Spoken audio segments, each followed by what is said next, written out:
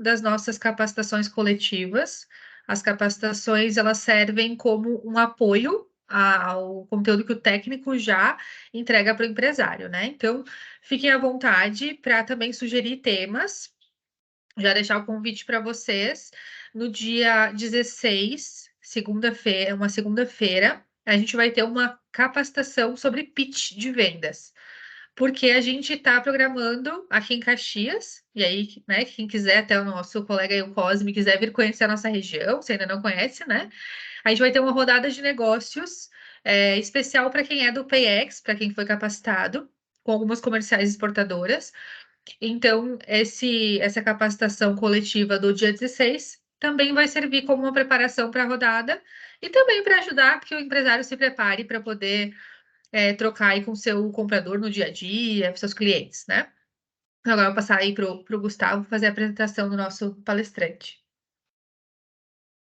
Boa noite, pessoal. Boa noite a todos. Sejam todos muito bem-vindos à nossa nona capacitação coletiva do PayEx de 2023. Agradecemos a presença de todos, né, o nosso pessoal da equipe técnica, em especial o nosso palestrante, que vai nos brindar com os conhecimentos daqui a pouquinho, as demais empresas exportadoras e todos que vierem assistir também no futuro a capacitação, né, vai ficar disponível no site da Microempo. Então, gostaria de agradecer imensamente também aos nossos técnicos que estão desempenhando um papel fundamental aí para a realização desse PayEx, né, que está sendo um sucesso. Recebemos essa semana a informação que temos 33 empresas que participaram do PayEx que já estão exportando ativamente, né, com exportações diretas, onde o CNPJ que exporta é o mesmo CNPJ que participou do PayEx. Então, isso mostra, né, que o PayEx realmente traz diversos benefícios aí para as empresas. E além dessas empresas exportadoras diretas, nós temos diversas outras empresas também que atuam com comerciais exportadoras. Então, esse número dessas empresas ele não está contabilizado aqui nas 33, porque o CNPJ que fez a exportação não é exatamente o CNPJ que participou do PayEx. Então, isso, né, demonstra que temos outras empresas, além dessas 33 já contabilizadas, que estão aí atuando com exportação. Diversas outras empresas também estão participando de feiras, missões, né? Tivemos essa semana aí, recebemos algumas fotos de um empresário caxiense que estava lá no Chile, participando de uma missão de tecnologia da informação. Em novembro, acho que temos algumas empresas que vão para o México, numa feira lá também, que participaram do PayEx. Temos algumas empresas que vão participar de feiras na Alemanha, né, com parcerias com trade companies, enfim. A gente consegue ver os resultados práticos, né, do PayEx, ajudando as empresas a se capacitar, se preparar, né, para colocar os seus objetivos de comércio internacional em prática. Então, acredito que todos aqui já estejam bem familiarizados com o PayEx, mas, enfim, o PayEx é uma iniciativa da Apex Brasil, né, Agência Brasileira de Promoção de Exportações e Investimentos, e está sendo implementado em Caxias do Sul através de um convênio com a Microempa, que é a Associação das Empresas de Pequeno Porte da região Nordeste do Rio Grande do Sul. Nós temos, então, o objetivo de capacitar as empresas, preparar elas com embasamento teórico para que elas entendam esse universo do comércio exterior e consigam definir aí os seus objetivos, né, os seus caminhos, seu planejamento estratégico para colocar em prática todos esses objetivos internacionais. Além dessas capacitações individuais que a gente tem diretamente dos técnicos para as empresas, uma vez por mês, pelo menos, a gente convida, né, um palestrante com renomado conhecimento e saber em outras áreas para vir complementar o conhecimento, passar informações também para essas empresas que participam do PayEx e demais empresas da comunidade em geral. Então, pessoal, eu sou Gustavo Freire, sou monitor dessa edição do PayEx e também sou o anfitrião, né, dessa capacitação dessa noite aqui. Hoje nós vamos ter, então, a presença do nosso convidado, o senhor Lázaro Coelho de Deus Lima, que vai conversar conosco aí sobre seguro de crédito à exportação, com foco nas micro, pequenas e médias empresas. Reforçando, então, o convite que a Josi tinha feito antes, né, a capacitação do mês que vem, de outubro, ela vai ser no dia 16 de outubro, 19 horas, com a consultora Thaís Klippel-Paim, que vai trazer informações sobre estratégias para um pitch matador e vai preparar, então, as nossas empresas, nosso pessoal que participar para o nosso encontro de negócios, né, com comerciais exportadores. É uma atividade bem importante, né, para as empresas da região que a gente está desenvolvendo em parceria com a Apex Brasil e com o CCX, que é o Conselho das Comerciais Exportadoras do Brasil, onde a gente vai colocar as empresas em contato com as comerciais exportadoras, elas vão poder negociar entre si e com as comerciais exportadoras para, enfim, colocar seus produtos mundo afora. Esse encontro de negócio vai acontecer no dia 18 de manhã, às 9 horas da manhã. Durante a semana, a gente vai ter também aqui em Caxias a Mercopar, que é uma feira bem renomada aqui da região e no Brasil também. Então, as empresas vão poder participar do encontro de negócios na parte da manhã e de tarde vão poder participar da Mercopar, enfim, né, fazer as demais agendas. Em seguida, eu já vou colocar aqui no chat os nossos dados de contato. Qualquer coisa que vocês precisarem em relação a PayEx, Apex, MicroEx, que é o núcleo de empresas exportadoras da Microempa, enfim, rodadas de negócios, fiquem bem à vontade depois para contatar a gente, né? Já vou colocar aqui os dados. E então vamos, né, convidar o nosso palestrante para conversar com a gente. O nosso palestrante de hoje é o senhor Lázaro Coelho de Deus Lima, é subsecretário de Crédito à Exportação do Ministério do Desenvolvimento, Indústria e Comércio. Ele possui graduação em Ciências Contábeis pela Universidade Federal do Piauí. Atualmente é subsecretário na Subsecretaria de Crédito à Exportação, a SUSEX, na Secretaria Executiva da Câmara de Comércio Exterior, a CAMEX, no Ministério da Indústria, Comércio e Serviços.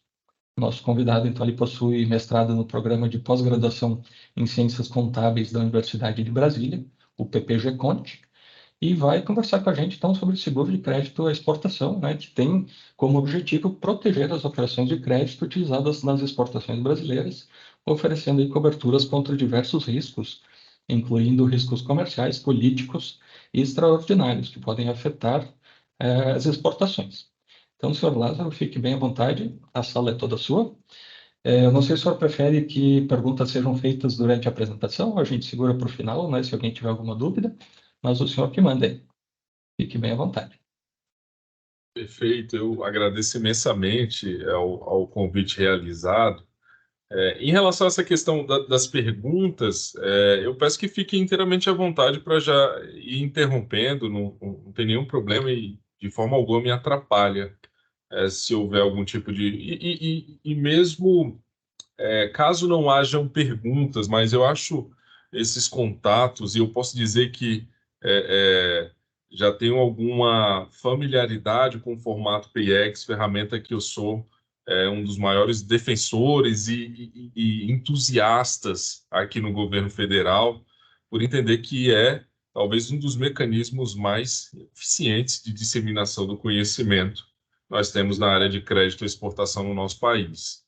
E efetivamente, eu gostaria também só de fazer uma pergunta anterior, questão de ordem, que é para ter certeza que o tempo que eu programei está adequado às expectativas. Como que vocês pensam a distribuição do tempo, Josi? Eu não sei se vocês teriam uma sugestão.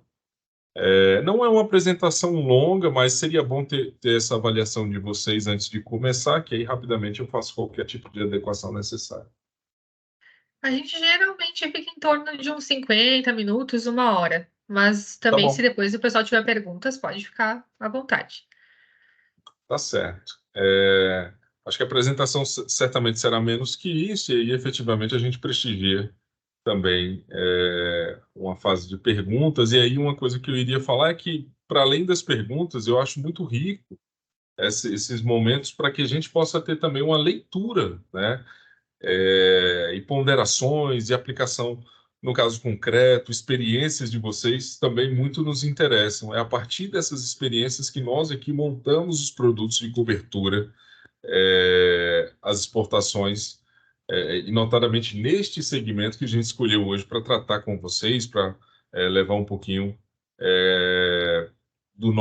da nossa experiência e receber de vocês também aquilo que possuem de vivência prática aí no estado do Rio Grande do Sul.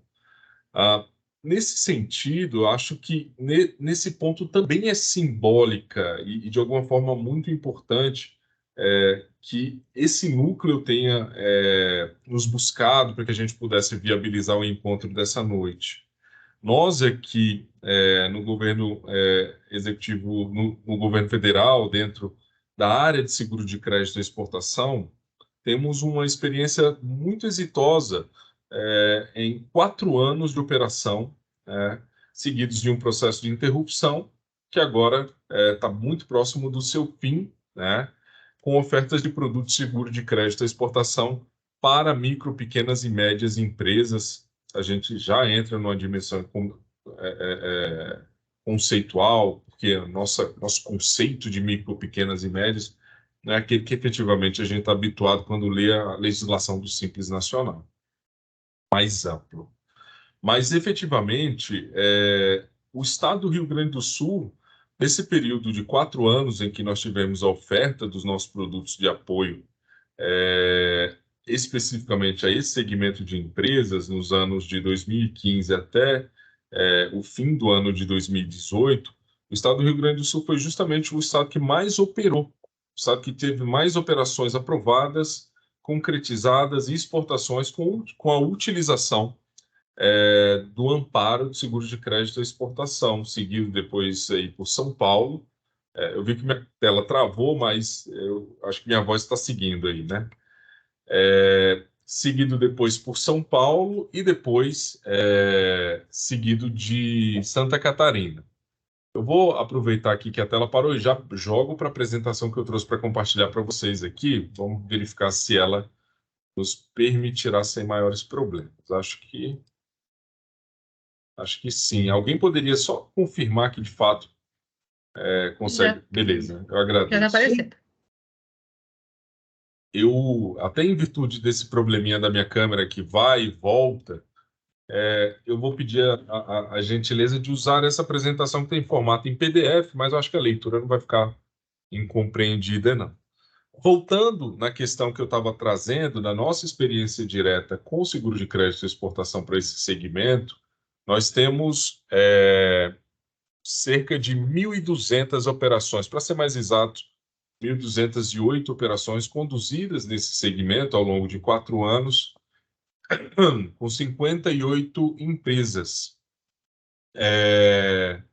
Essas operações tiveram um montante total. Só um pouquinho, deixa eu só verificar se eu consigo ajeitar a câmera. Um segundo.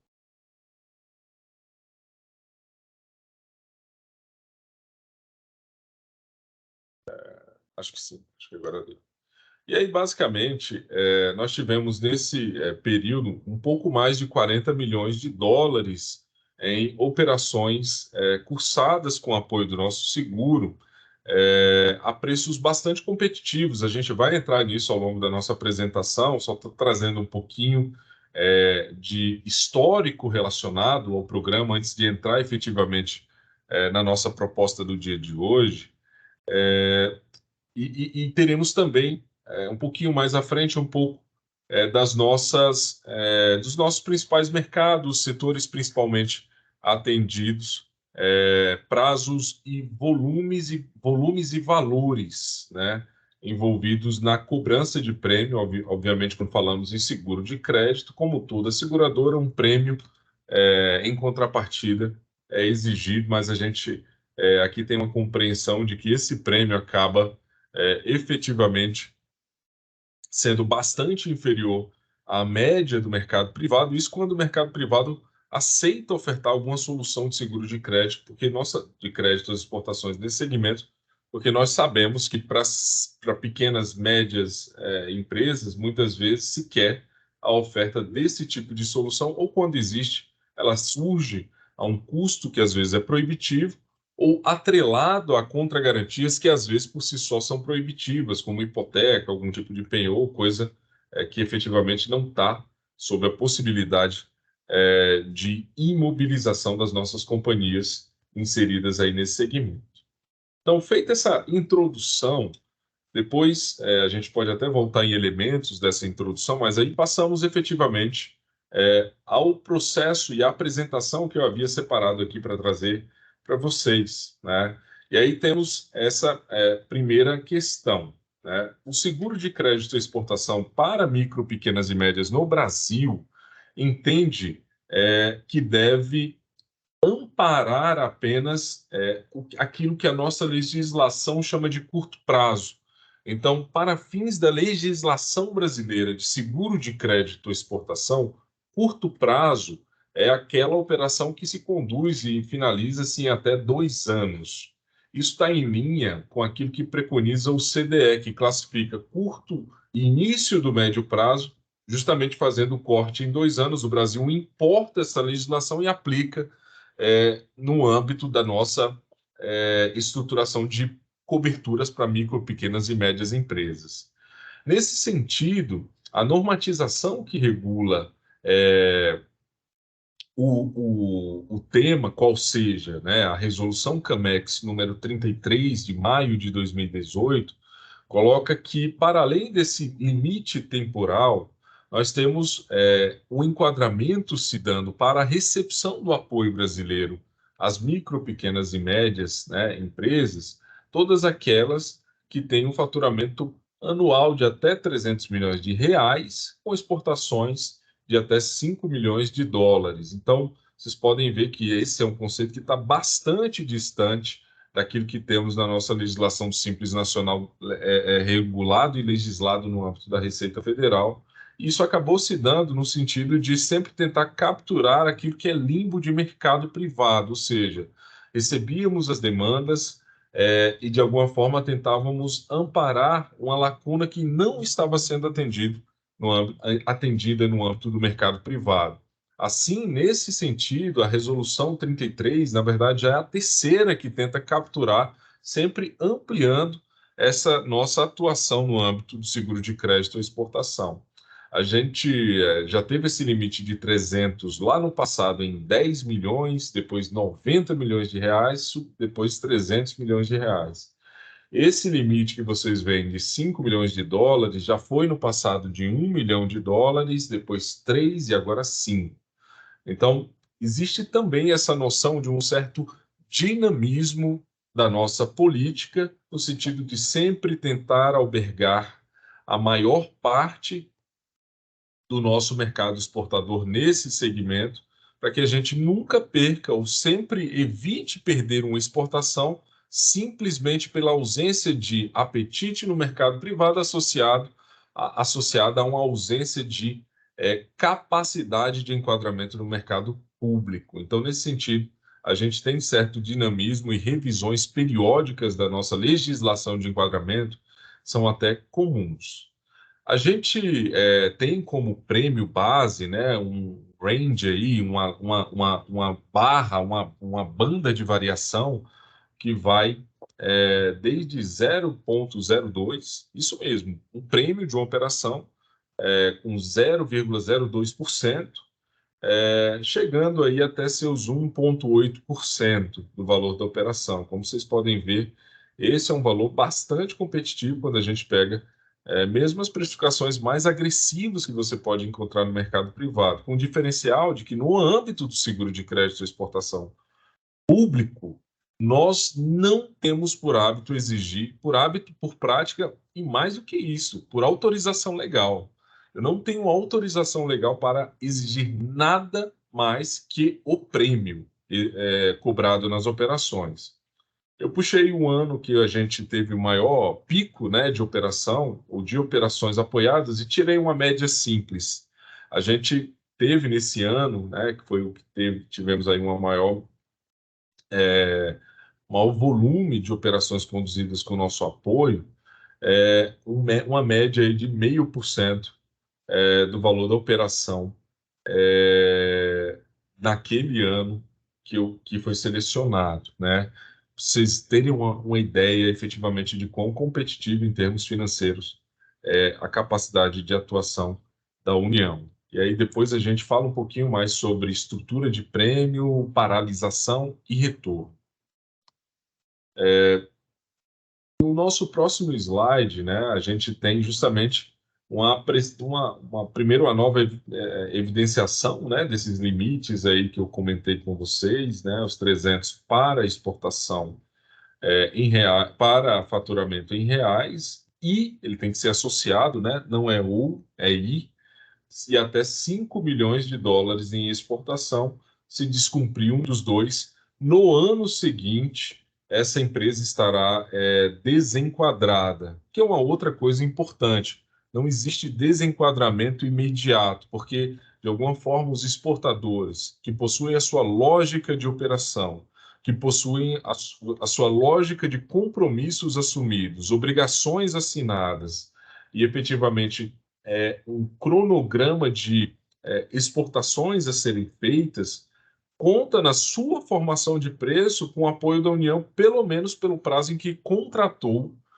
a apólice de seguro que cobre as operações de um determinado período. No nosso caso, nós temos uma cobertura que, no âmbito de MPME, ele é uma cobertura que nós chamamos de cobertura mista, ou seja, você aprova uma apólice de seguro por um período de 1 ano, e aí, a partir dessa aprovação no período de 1 ano, você terá a inserção de operações individualmente analisadas ali embaixo desse guarda-chuva, mas ainda que no curso deste ano contratado você seja desenquadrado porque estourou o limite de 300 milhões de faturamento ou estourou o limite de 5 milhões de exportação, você continua tendo a cobertura do nosso seguro garantido até o final do prazo de validade da sua apólice, de forma que você tenha integral previsibilidade dentro daquele período contratado.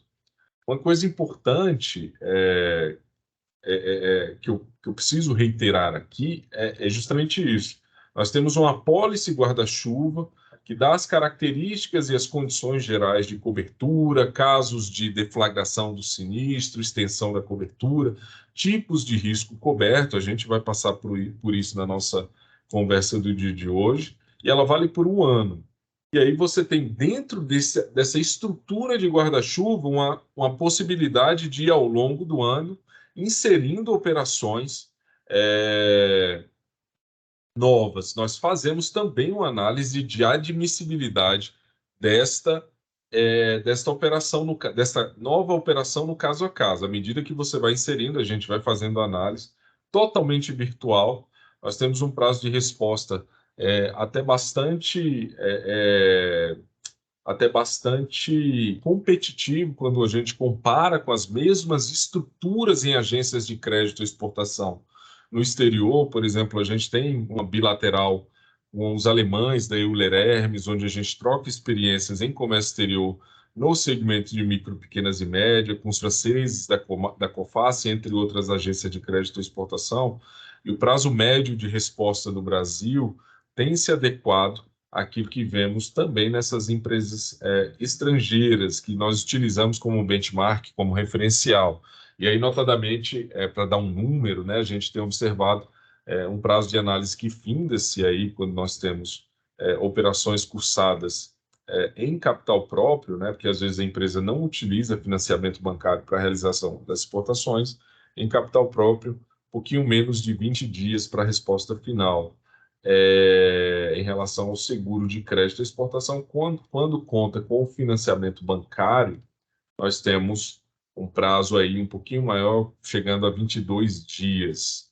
O banco também, em geral, precisa fazer análise deles. A gente vai trabalhar num sistema que possa nos permitir enxugar ainda mais esse prazo, mas hoje acho que a nossa principal preocupação é colocar de novo o sistema em efetiva operação.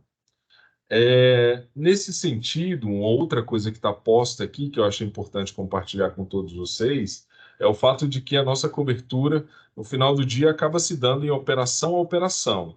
Nós estabelecemos uma análise de limite única, as condições gerais a serem emitidas são as mesmas para todas as operações, cursadas dentro do prazo máximo de validade de uma apólice nossa, que é de 1 ano, mas, no final das contas, a gente acaba fazendo análise caso a caso, dando um prêmio para cada operação caso a caso, porque efetivamente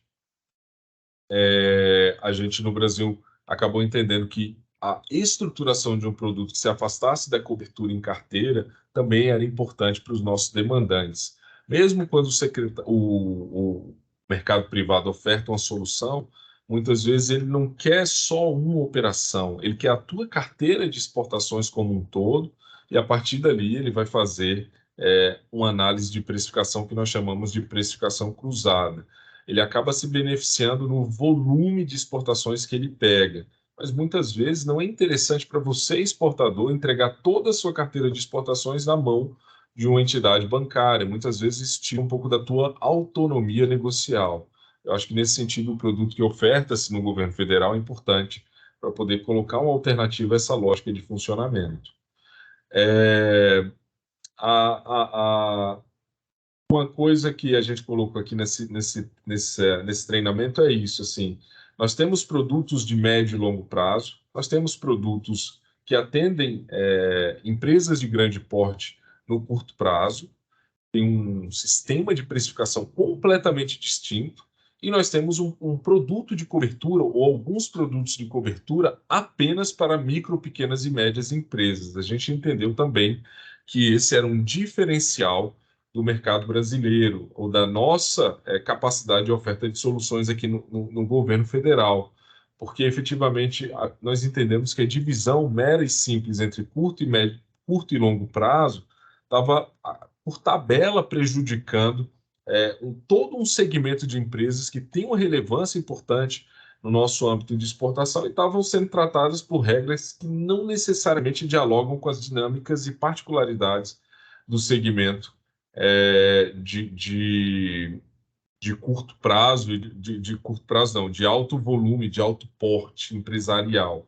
Nesse sentido, a gente entendeu também que foi um avanço a legislação brasileira. Acho que, como única exceção, a gente tem os alemães, aí o Lerhermes, também tem o modelo brasileiro, tem no modelo brasileiro algo bastante similar, né? Eles têm curto, tem médio prazo, longo prazo e também tem produto específico para segmento de micro, pequenas e médias. Eles são até um pouco mais agressivos no âmbito deles, eles até obrigam que uma parcela do orçamento federal seja usada com esse segmento.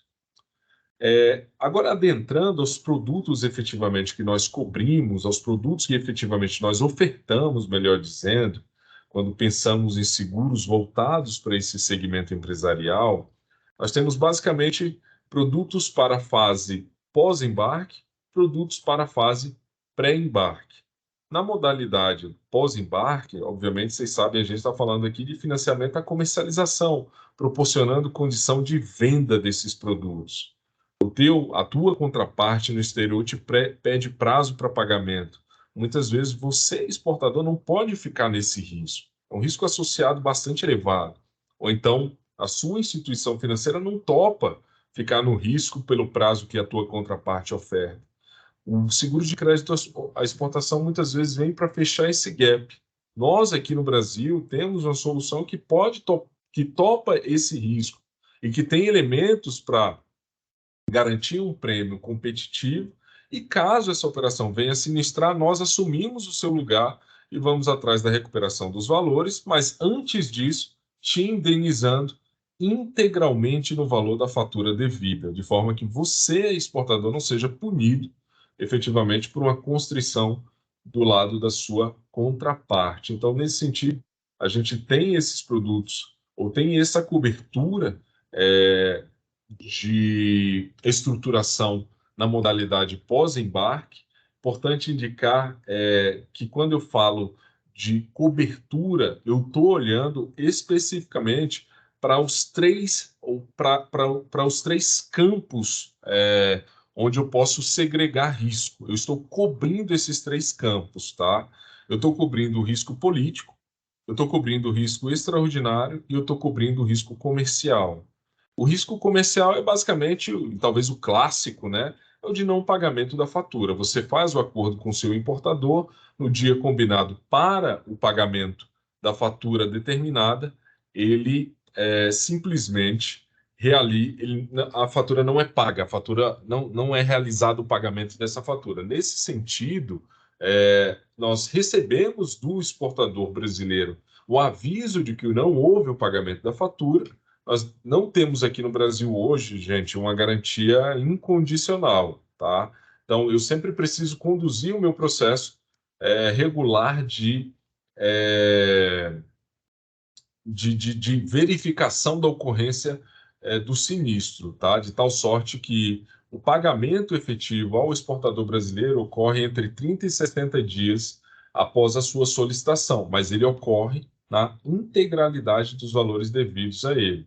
E aí, basicamente, nós temos, nesse período de regulação que eu acabo de mencionar, uma verificação de aspectos que são chaves, né? E não difere muito de um seguro comum, por exemplo, como de um carro, né? Se você dá perda total no veículo e pede o valor para sua seguradora, ela não vai te pagar imediatamente, ela vai conduzir o processo de verificação da regularidade da indenização. Então, tal qual uma seguradora privada, no caso de um carro, verifica se o condutor de fato estava habilitado, se não houve substância entorpecente envolvida na perda total, se o condutor, na hora, efetivamente não deu causa eventual ao acidente ocorrido, enfim, uma série de verificações para saber se de fato você faz jus a essa indenização, nós aqui também fazemos. Só que, obviamente, alinhadas ao rito envolvido no fornecimento de crédito e exportação, ou seja, quem me pede o seguro é intitulado a de fato recebê-lo? Houve algum tipo de sonegação de informação que possa ludibriar a análise que será feita no âmbito da regulação de sinistro do governo? Houve algum tipo de sonegação de informação? O sinistro ou seguro foi feito, o pedido dele a tempo ou oportunamente? Se você faz, por exemplo, aí, voltando na comparação do carro, bateu o carro hoje e pede o sinistro daqui a 5 anos, não pode. Você já perdeu o direito à recepção daquela cobertura. Mesma coisa no âmbito do seguro. Depois que a fatura comercial não foi recebida, você tem até 30 dias para nos avisar que isso aconteceu, e a partir daí eu começo a análise e faço o pagamento da operação 30 dias depois ao exportador, caso a regularidade seja identificada. Eu estou falando dessas coisas como se fosse algo super comum, mas efetivamente nunca aconteceu, tá? Nunca negamos, no âmbito de MPME, uma indenização. Isso nunca aconteceu. 1.208 operações, obviamente, não foram todas que sinistraram. Nós tivemos uma sinistralidade um pouquinho mais alta do que o restante da nossa carteira, mas nada grave. Mas o fato é que em todos os sinistros ocorridos na nossa carteira de MPME, nunca ocorreu negativo, sinistro sempre foi pago de maneira normal. Esse é o risco comercial, não pagamento da fatura, né, como eu acabo de mencionar aqui. O sinistro, o outro risco político, né, que eu menciono, é quando a tua fatura ela não é paga, mas não por um ato do importador, mas por um ato de governo. E aí nós também já tivemos exemplos desse tipo. O cara do outro lado não consegue fazer o câmbio. Por exemplo, se você exporta para a Argentina, nós sabemos a situação do país em termos de acesso a reservas e moeda forte hoje. É relativamente complexa, né? E aí, nesse sentido, se você faz a exportação, o importador tem os pesos para pagar a obrigação na data acordada, mas o Banco Central argentino simplesmente não dá condições do cara fazer o câmbio para poder honrar a obrigação. Isso é motivo de default. O Brasil entra indenizando o exportador brasileiro e a sua obrigação sai das suas mãos e vem para a nossa propriedade, para que nós aqui no governo federal possamos exigir a honra do importador e do governo argentino. Esse é só um exemplo de fato político, mas efetivamente nós temos outros também já realizados, já ocorridos aqui na nossa carteira, expropriação, moratória, esse tipo de coisa também está coberto no âmbito da nosso seguro às micro, pequenas e médias. E o último, né, eventos extraordinários. Infelizmente, a gente está acompanhando, por exemplo, um exemplo muito triste ocorrendo no estado do Rio Grande do Sul. Né? Os fortes temporais que o estado tem enfrentado também acabam trazendo repercussões absolutamente desastrosas para a atividade econômica. Para a atividade econômica. Eu sei que, obviamente, a vida das pessoas é aquilo que mais importa. Essas, obviamente, são as nossas maiores preocupações.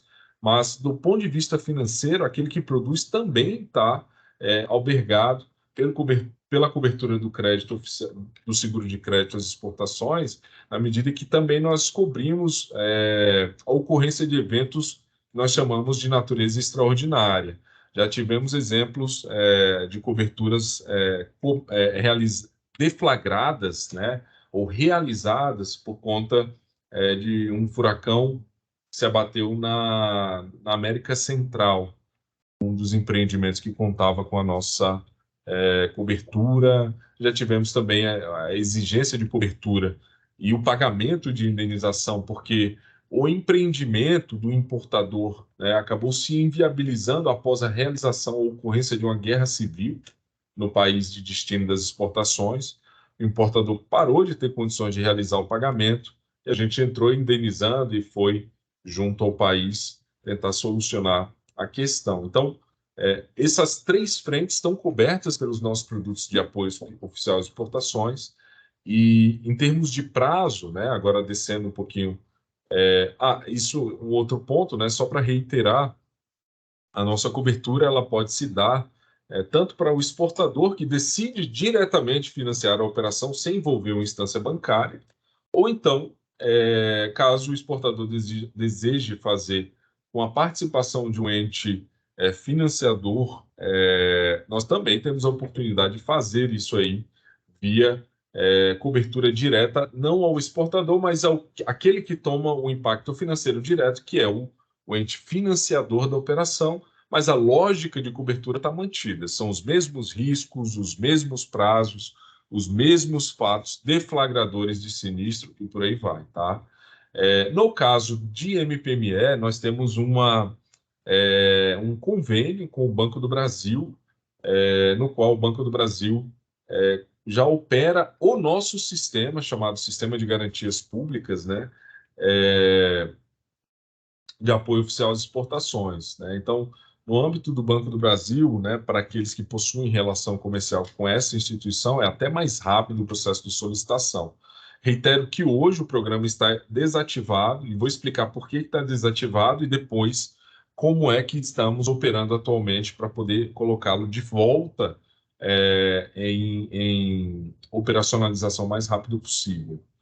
E aí, efetivamente, passando ao próximo ponto que eu havia separado para trazer aqui para vocês todos, né, nós comentamos, são até 2 anos que a nossa lei nos permite cobrir, né? Mas hoje a gente tem os produtos de seguro de crédito e exportação cobrindo por meio de uma resolução interna até 180 dias. Não é impossível e não é difícil que a gente faça um aumento desse prazo para 2 anos. Esse período de 180 dias foi só uma acomodação. Antes de completar efetivamente todo o processo de lançamento da cobertura, nós buscamos os principais interesses e como funcionava basicamente as carteiras de algumas instituições financeiras de referência em relação a produtos que já são comumente usados pelo segmento brasileiro de micro, pequenas e médias empresas exportadoras, que é o ACC e o ACE. E aí, nesse sentido, a gente tentou identificar junto de algumas instituições, primeiro as públicas, depois algumas privadas, prazo médio das operações que entram nessa lógica de operação, quando a gente fala do segmento de micro, pequenas e médias. E basicamente o que nós entendemos é que um prazo máximo de 180 dias já seria suficiente para atender boa parte das operações que começavam ou que usavam esses programas e, por consequente, seria o nosso público de atenção no âmbito de seguro de crédito e exportação. E funcionou. A gente fez uma pesquisa de qualidade na oferta do produto. Outras coisas acabaram chamando mais atenção dos nossos exportadores, mas o prazo de máximo hoje de 180 dias não foi um dos que recebeu, ou não foi um dos itens que recebeu apontamentos para mudança imediata, não. Outras coisas, como capacidade de realização de mais coberturas, desvinculação de pré- e pós-embarque, acabaram, que eram uma realidade no início, hoje isso não é mais uma realidade, acabaram chamando mais atenção da nossa base. Aumento da capilaridade da nossa base virtual para outros bancos, que não fosse só o Banco do Brasil, enfim, entre outras coisas.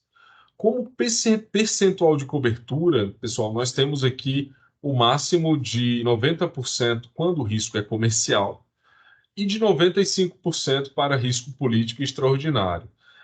Existe uma intenção nossa, logo que o produto comece a rodar, ou rodar novamente, que a gente imediatamente já possa trabalhar e equipará-lo às nossas coberturas de médio e longo prazo, de alto vulto, de maior porte empresarial. na qual nós chegamos a 95% de cobertura para risco comercial e 100% de cobertura para risco político extraordinário. Ou seja, sempre que a obrigação for feita, a solicitação do pagamento da indenização por uma ocasião de risco político extraordinário, nos exemplos que eu citei, pagamos integralmente o valor devido, e sempre que for risco comercial, ou seja, o simples não pagamento da fatura, nós pagamos 95% do valor acordado com a sua contraparte. No âmbito do risco comercial, a gente tem por orientação das boas práticas de seguro, de forma a evitar risco de seleção adversa, risco até moral na seleção do portfólio que se cobre, uma diretriz de sempre manter parcela do risco com o exportador. Então, no risco comercial, quando eu mantenho uma pequena parcela do risco com o exportador, de alguma forma eu incentivo que ele seja meu parceiro ao longo da cobertura. Ou seja, mais do que eu, o exportador brasileiro conhece o importador. Mais do que eu, o exportador brasileiro saberá se há, de fato, uma parceria de confiança a se estabelecer ali com a sua contraparte. E esse referencial é importante para o segurador também, de forma que, para manter o exportador de alguma forma também engajado na operação junto comigo, a gente mantém uma parcelinha do risco com o exportador no caso de risco comercial, mas eu reitero, essas parcelas de cobertura serão aumentadas, vamos a 95 em comercial e vamos a 100 em risco político extraordinário, porque político extraordinário não faz sentido eu manter parcela do risco com o exportador, porque não foi ele que deu causa, ou o importador, não foi ele que deu causa à operação de perda, efetivamente. Risco político é um ato de governo, risco extraordinário é um ato simplesmente imprevisto da natureza, uma guerra civil. Não faz sentido reter risco com o exportador. E nós temos produtos voltados ao financiamento da produção, né? E aí, obviamente, vocês, muito mais do que a gente aqui entendem disso, né? É um apoio à construção, à fabricação e, efetivamente,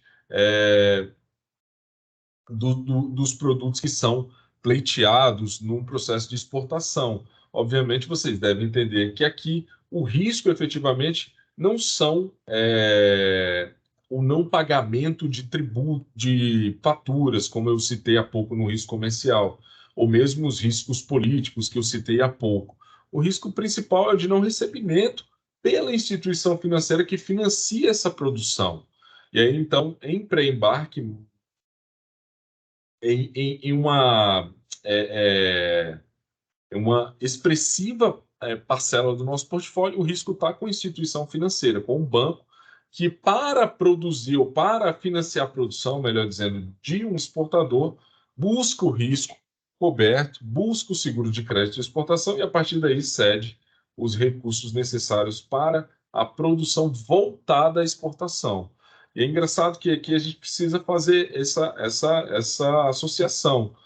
Enquanto que, no âmbito da produção do seguro de crédito ao pós-embarque, o que consuma a operação é o pagamento da fatura, aqui o que consuma a operação é a exportação, né? Ou a conversão dessa modalidade pré-embarque em um outro crédito de modalidade pós-embarque. E aí, nesse sentido, é bastante importante a gente ter isso em mente, né? Muitas vezes, se você pegou o crédito e até pagou ao banco esse crédito, ainda assim, se não tiver a devida comprovação da exportação realizada, nós ainda assim teremos fato deflagrador de sinistro e, efetivamente, o banco deve até entrar com algum processo paralelo de multar o exportador ou algum tipo de punição associada pela não realização da exportação. Então, basicamente, nós também temos esse tipo de cobertura, é uma cobertura mais recente, operamos menos com pré-embarque, mas ainda entendemos que houve uma boa aceitação. Percentual de cobertura máximo, eu falei para vocês, 90%, também devemos subir e fazer essa diferenciação.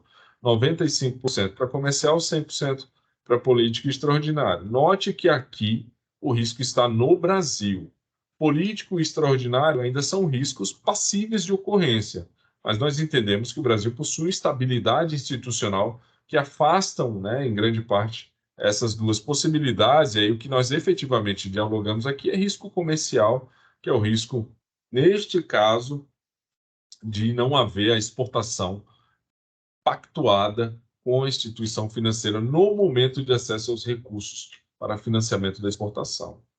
Aqui a gente trouxe dois fluxogramas, um pré-embarque e um pós-embarque, só para vocês entenderem mais ou menos como é que funciona a nossa lógica de atuação. Primeiro, o pré-embarque.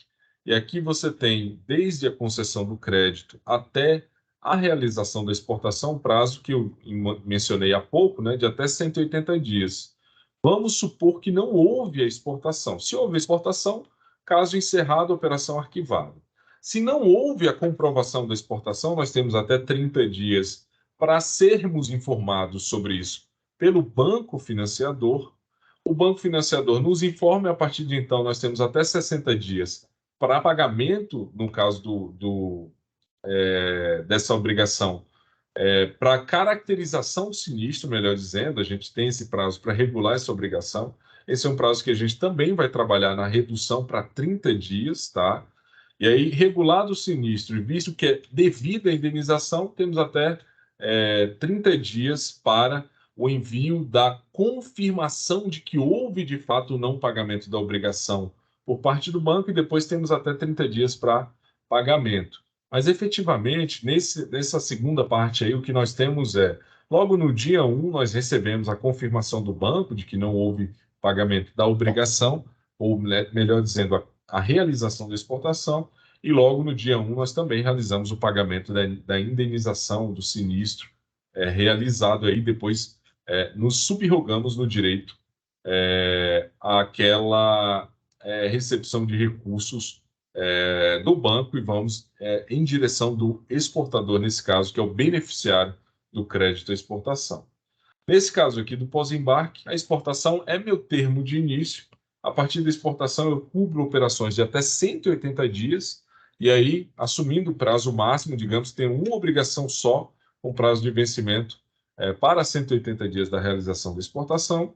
No vencimento, a obrigação não foi paga, nós temos até 30 dias para sermos informados disso através da DAS, Declaração de Ameaça de Sinistro.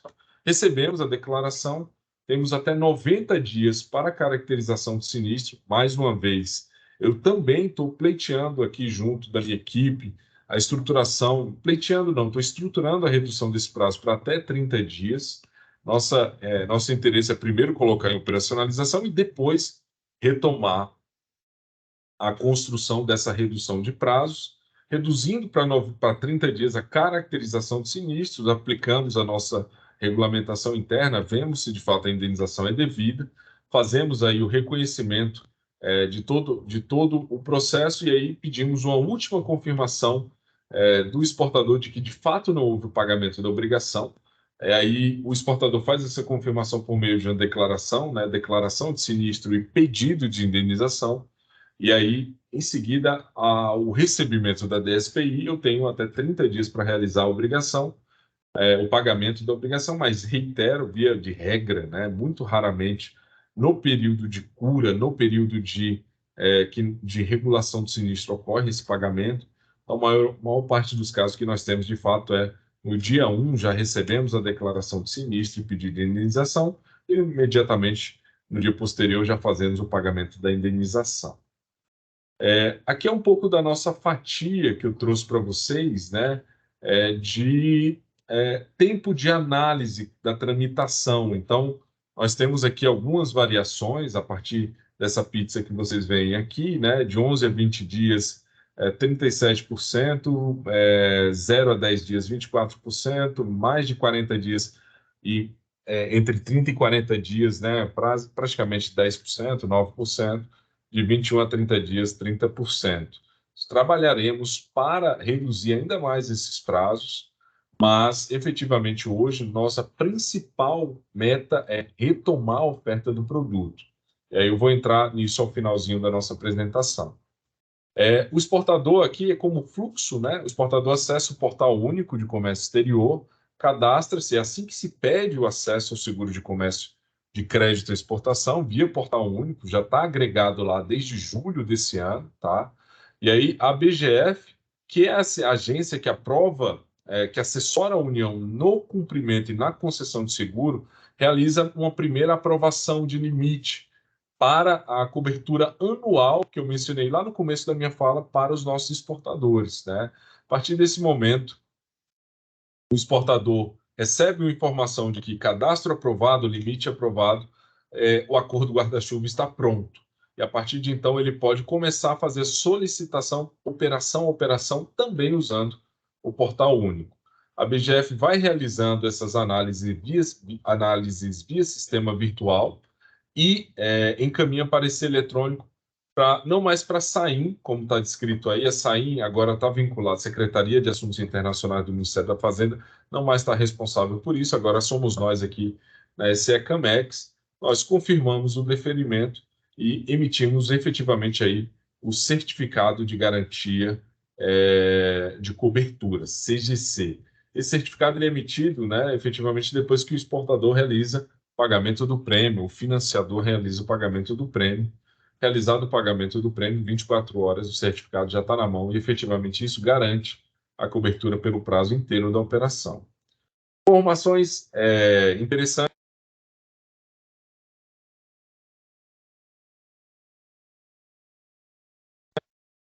Opa, acho que meu microfone foi fechado aqui, eu fechei sem querer, desculpa. Mas basicamente eu coloco aqui as contragarantias usuais no âmbito de MPME, conforme eu havia indicado, não há contragarantias. Nós temos apenas o pagamento do prêmio, essa é a única contragarantia. Em outras operações que não são desse segmento, aí sim nós temos a exigência de collateral, a estruturação de convênios, aí a posição de garantias reais, hipoteca, penhor, outro tipo de transferência de propriedade. Mas não é o caso em MPME. Aqui eu trouxe alguns exemplos de estruturação de operações para determinadas qualidades de risco.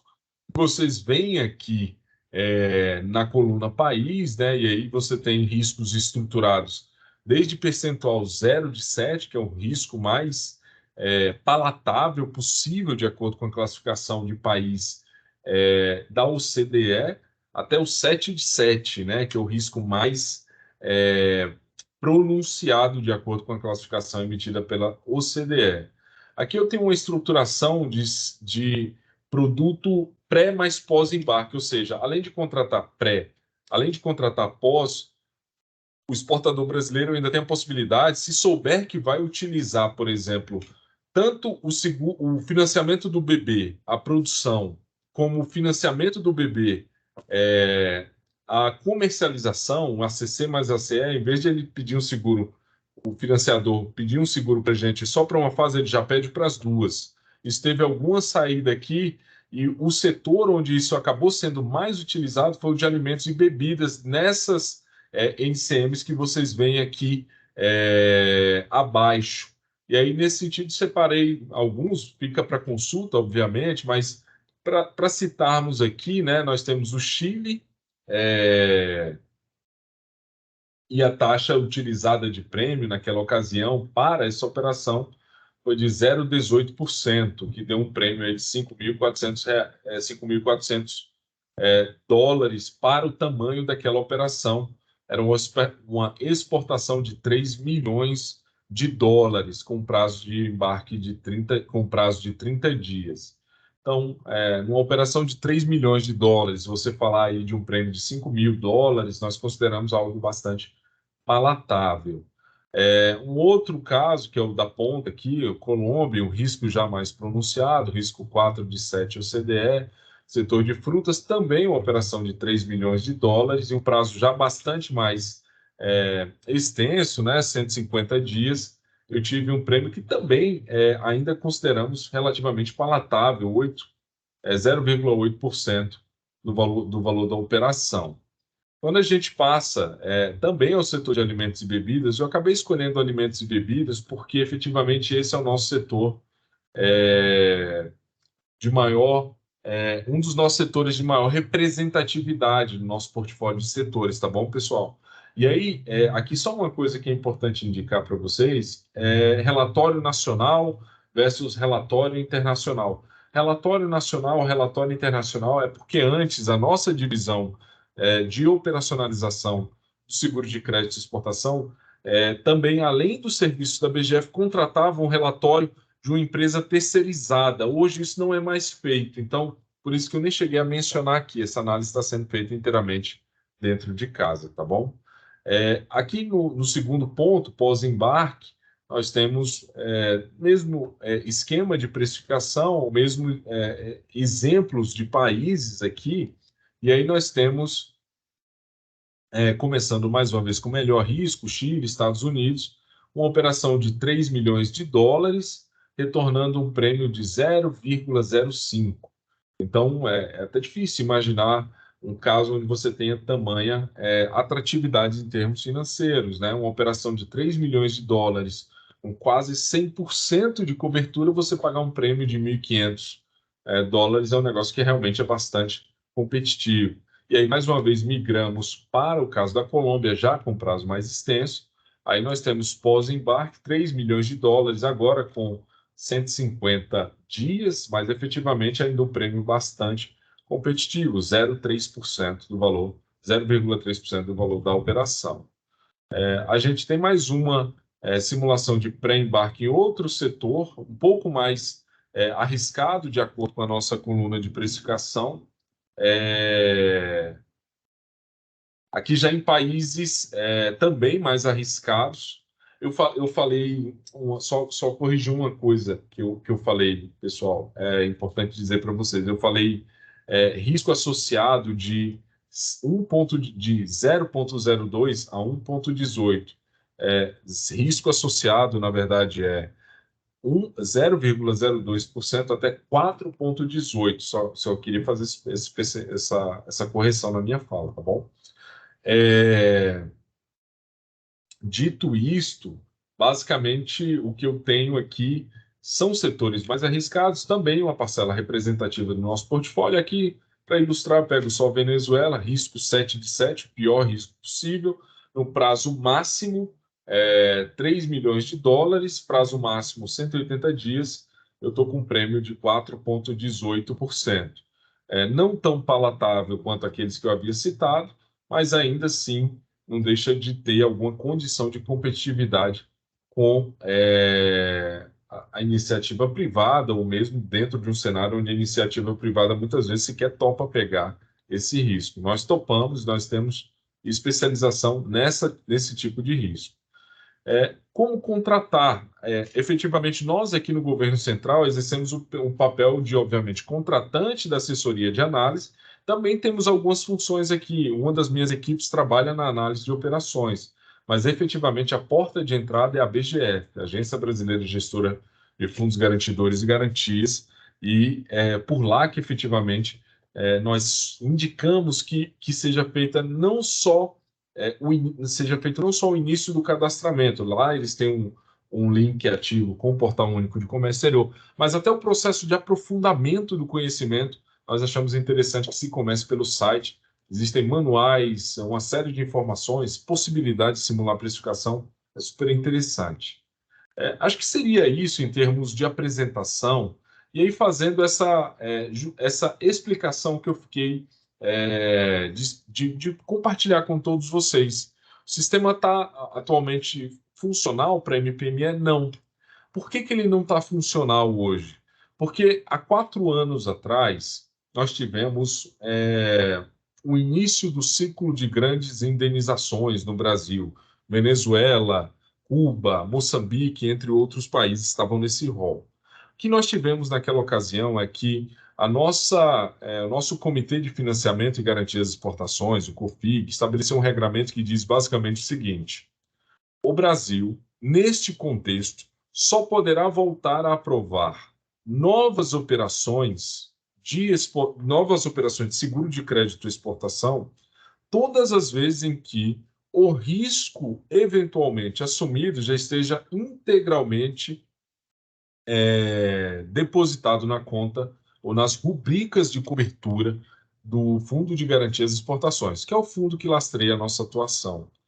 E aí ele basicamente olhou a fazer isso para operações de grande vulto, como essas que eu acabo de citar, Venezuela, Cuba, entre outras.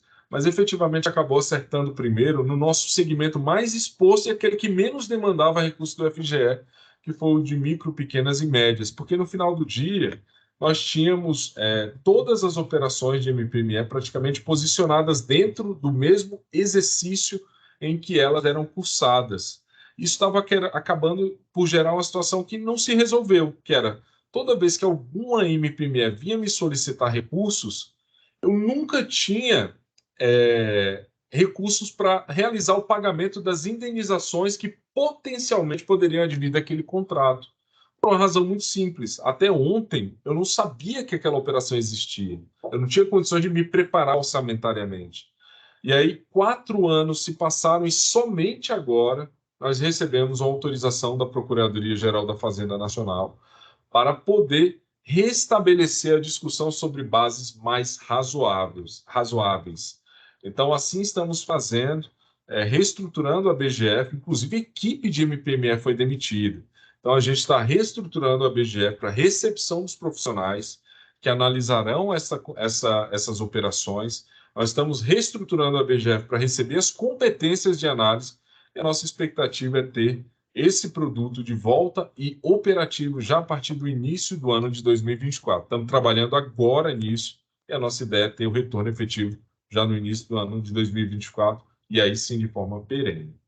Mas acho que seria isso, pessoal, da minha parte. Obviamente, inteiramente à disposição, caso vocês tenham alguma ponderação, alguma pergunta, absolutamente prazer escutá-los aqui e, mais uma vez, agradecer o espaço.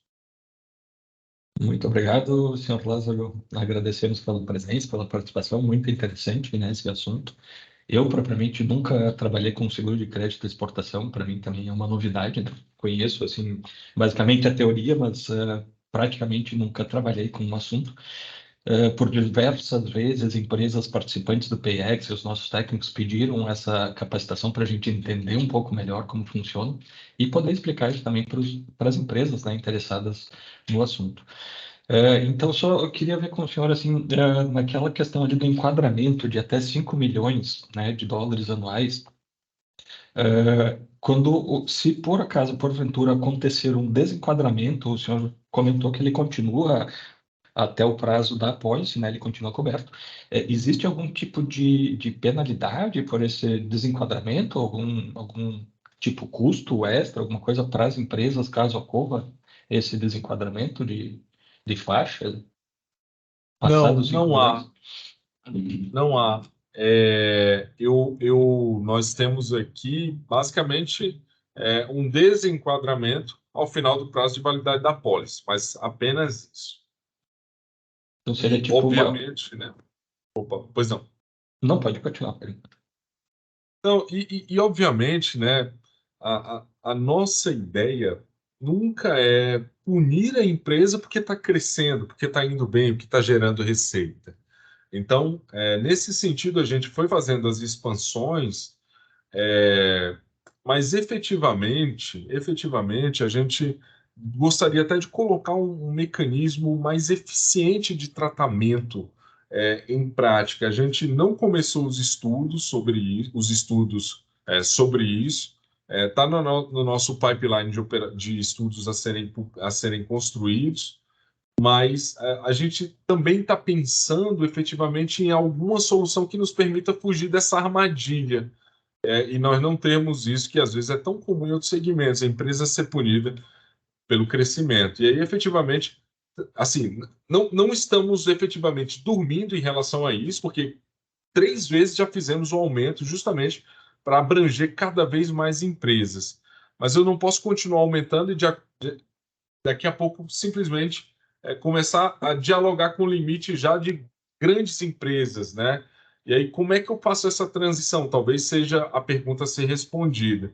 O importante é a gente não deixar o mínimo possível de empresas desatendidas. Então, nesse momento, acho que nossa maior preocupação é voltar a operacionalizar o sistema, mas certamente garantir que as empresas continuamente tenham algum apoio, seja no mercado privado, seja no mercado público, para exportar com a segurança que precisam, é o mais importante, né? Então, eu entendi também assim, que seria tipo uma pólice aberta de seguro, né? Que ele vai ter essa possível cobertura e ele pode escolher quais operações ele vai querer contratar o seguro. Para ele contratar, para ele fazer uma precificação antes da contratação, ele consegue fazer, o exportador consegue fazer dentro do portal único mesmo? Ou é ali no site da BGF, que eu vi ali quando o senhor passou, tinha simulação, né? Alguma coisa assim? É no portal único. Hoje você pode acessar a BGF, ela terá um link ativo que te jogará para o ambiente do portal único. Por muitos anos foi o sistema de garantias públicas, mas efetivamente já não ocorre mais, o sistema foi descontinuado e agora somente trabalha-se com o portal único de comércio exterior. Então, ele pode fazer a simulação e, dependendo, contratar ou não contratar, né, para determinadas operações de exportação. A análise da Sim, precificação, ela vai ser feita ali. Eu vi que tinha anos de fundação, a idade do comprador lá fora também é analisada, alguma coisa assim, né, para fazer. Imagino que isso envolva ou esteja envolvido para fazer a precificação.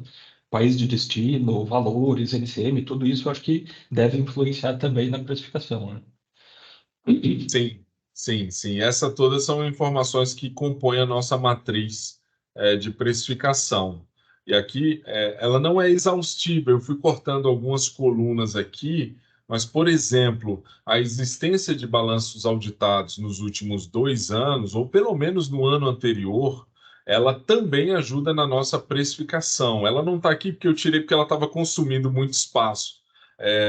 Uma outra questão é o volume de defaults já efetivamente consignados na nossa plataforma. Então, efetivamente, se você tem algum parceiro, alguma contraparte que já ocasionou defaults em outras operações, ou mesmo com você, não é que a operação será automaticamente rejeitada, mas provavelmente haverá sobrepreço por essa razão. Entre outras questões, a gente também tem uma lógica aqui que eu acho que não está posta. Ela está posta aqui só textualmente, mas tem mais 2 colunas onde nós temos uma precificação setorial.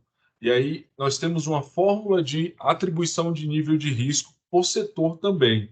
Eu também, para encurtar, eu fui tirando, mas é importante que vocês saibam que onde vocês leem aqui carnes, miúdos, preparações, bebidas, líquidos, alcoólicos, vinagres e por aí vai, você tem uma precificação, uma sobreprecificação ou uma depreciação efetivamente associada, tá bom? A partir do setor que tem uma fórmula própria, a partir da nossa nota técnica atuarial que regula o tema. Então, essa é mais ou menos a cara da nossa matriz de risco, mas tem mais informações que a gente traz para cá. É bastante completa a nossa matriz. A forma de pagamento, se for, por exemplo, carta de crédito, ou se for um financiamento próprio dos exportadores, também influenciaria na precificação? Sim, nós também temos isso entre os nossos ferramentais de atribuição de sobrepreço ou de depreciação. E aí, se o pagamento se dá via uma assunção direta do risco pelo exportador, a gente costuma sobreprecificar. Esse é de impacto menor, tá? E importantíssimo, tudo isso que eu estou falando, sobrepreço ou depreciação, ela sempre vai variar dentro dessa banda que eu comentei com vocês, de 0,02% a 4,18%. Então, tudo isso já está incluído aí.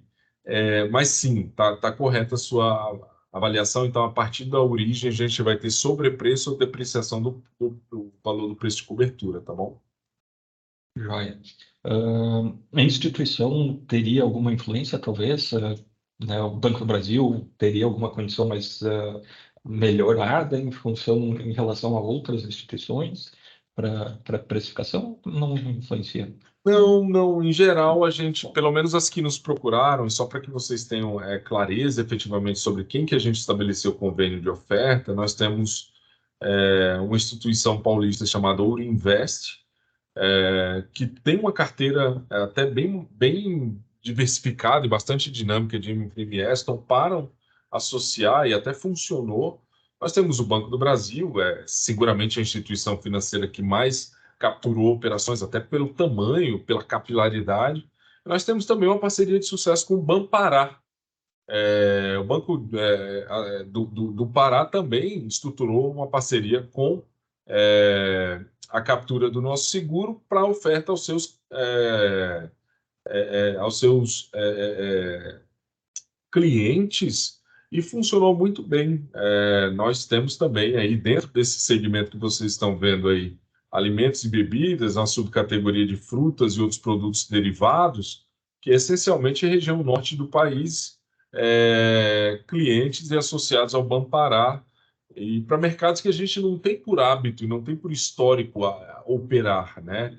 Uma penetração assim invejável em Oceania, uma penetração invejável em Sudeste Asiático. São mercados que nós tivemos que nos habituar a operar a partir da experiência que esses caras trouxeram para o portfólio brasileiro, muito rica. E quando a gente for efetivamente voltar, eu espero que a gente possa retomar o contato com essas instituições regionais, e não só com o Banpará, o Ouro Invest, mas com outras regiões do país também. A gente está em discussão agora com a Invest São Paulo.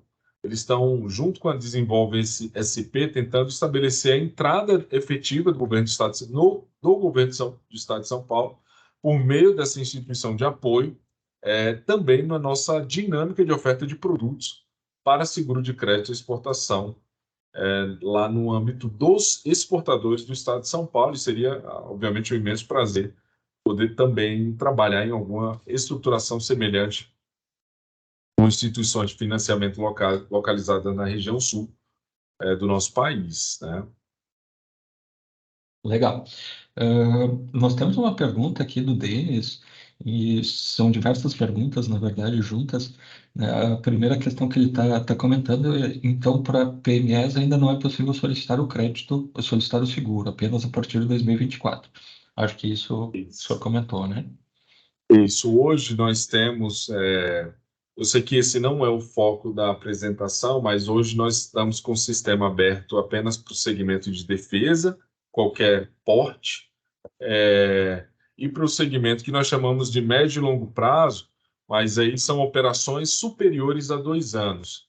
Esse segmento, ele não está fechado para MPME. Eu só acho que ele é menos comum, as operações de micro, pequenas e médias empresas rodarem no portfólio com operações superiores a 2 anos, mas caso haja algum caso, estamos abertos, mas aí já não será essa metodologia de precificação.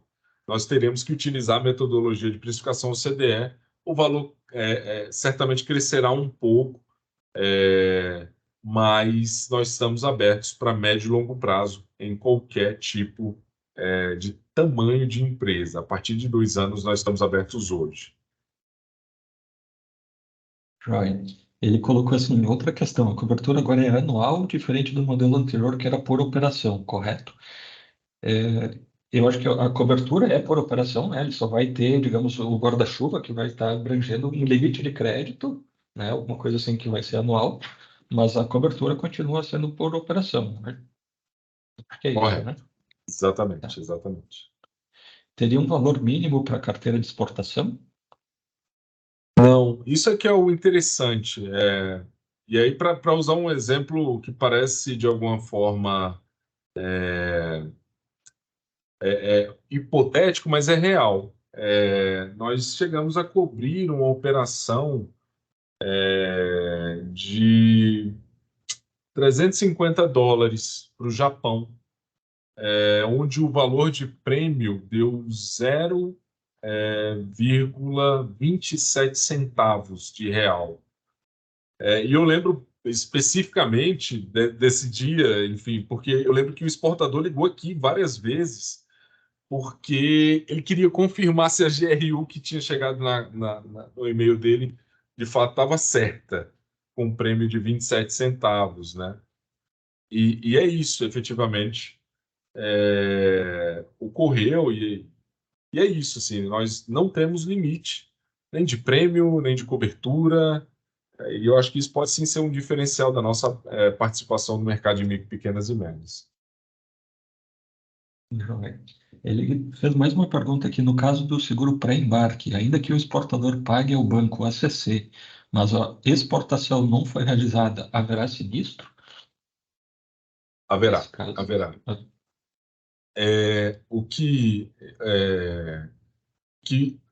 basicamente o banco entra, e aí já entrando um pouquinho no detalhamento do certificado de ACC, algum tipo de punição financeira, pelo menos nos bancos parceiros que trabalhamos, pela não execução do contrato de financiamento. E aí, nesse sentido, o nosso certificado de cobertura acaba entrando em duas dinâmicas. A primeira dinâmica é, efetivamente, nós não devolvemos o dinheiro efetivamente empregado na produção, porque não houve prejuízo nesse sentido. Mas em relação à multa ou à penalização financeira, a algum tipo de penalização financeira que o banco pode ou não receber, aí nós realizamos a indenização ao banco, o banco nos transfere o direito à cobrança dessa penalização, que obviamente é menor, e a gente tem a possibilidade de ingressar contra o exportador. No caso brasileiro, no caso do pré-embarque, veja que estamos falando totalmente de uma relação jurídica que se dá em território nacional. Portanto, aqui eu acabo acessando os mecanismos de gestão de dívida que a administração tributária já acessa. Então, aqui, basicamente, nós tentamos um diálogo administrativo, depois nós tentamos, via procedimento de execução fiscal. Obviamente, não é matéria de natureza tributária e fiscal, mas nós utilizamos o mesmo aparato de execução fornecido para execução tributária e fiscal, qual seja inscrição em dívida ativa da União, obviamente, também obedecendo aí os limites de execução da dívida pública federal. A gente, por exemplo, jamais iria entrar com um processo de inscrição em dívida e execução contra uma dívida irrisória, quanto aí, como essa que eu acabo de citar aqui, ó, dívida inferior a 100, 200 reais, isso aí não ensejaria o processo de execução. muito obrigado, seu Lázaro. Vamos ver se o pessoal tem alguma dúvida aqui, quiser abrir a câmera, o microfone ou botar no chat, fique à vontade, pessoal, vamos aproveitar a oportunidade.